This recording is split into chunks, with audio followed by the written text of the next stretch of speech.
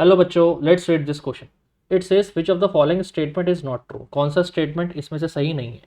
पहला स्टेटमेंट क्या कह रहा है, if distance displacement covered of a particle is zero then distance covered may और मे नॉट बी जीरो। अगर किसी बॉडी का डिस्प्लेसमेंट जीरो है तो क्या उसका डिस्टेंस भी जीरो होगा। देखो गाइस, अगर कोई बॉडी सर्कुलर मोशन में मूव कर रही है, ठीक है ना, वो उसका सेंटर हो गया, बॉडी ने ए से स्टार्ट किया सपोज करो और घूम फिर के वापस ए पे आ गई, तो गाइस बॉडी जहाँ से चली थी वहीं वापस आ गई।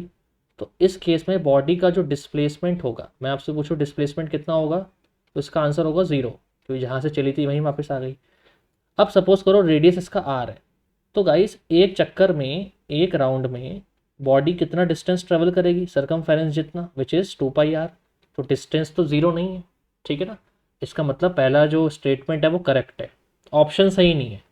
फिर पूछा है if distance covered is zero then displacement must be zero. ये बात सही है। अगर किसी बॉडी का डिस्टेंस ज़ीरो है, डिस्टेंस ज़ीरो होने का मतलब है वो बॉडी चली ही नहीं है। तो अगर बॉडी चली ही नहीं है तो डिस्प्लेसमेंट तो ज़ीरो हो ही गई ना। गाइस बॉडी अगर मूव ही नहीं कर रही, इसका मतलब सेकंड वाला स्टेटमेंट भी सही है। थर्ड बोल रहा है numerical ratio of displacement to distance is equal to और लेस देन वन।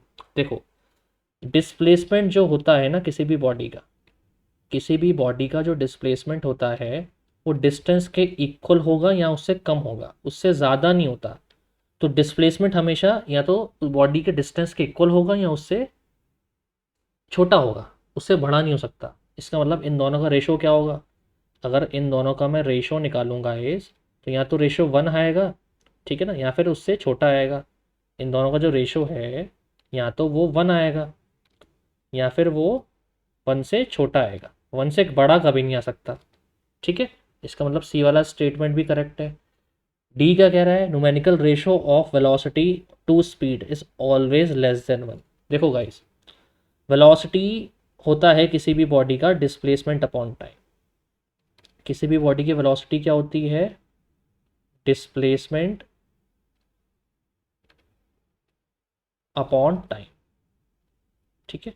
और किसी भी बॉडी की स्पीड क्या होती है, डिस्टेंस अपॉन टाइम। किसी भी बॉडी की स्पीड होती है डिस्टेंस अपॉन टाइम।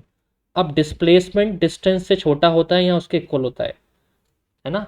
अगर डिस्प्लेसमेंट डिस्टेंस से छोटा है तो वेलोसिटी स्पीड से छोटी होगी ना, देख रहे हो ना इस फॉर्मूले से। लेकिन अगर दोनों इक्वल हैं तो वेलोसिटी स्पीड के इक्वल होगी, राइट। तो ऑलवेज लेस देन वन होगी नहीं, ऑलवेज नहीं होगी, मे और may not be. Velocity speed के इक्वल भी हो सकती है अगर डिस्टेंस और डिस्प्लेसमेंट सेम है।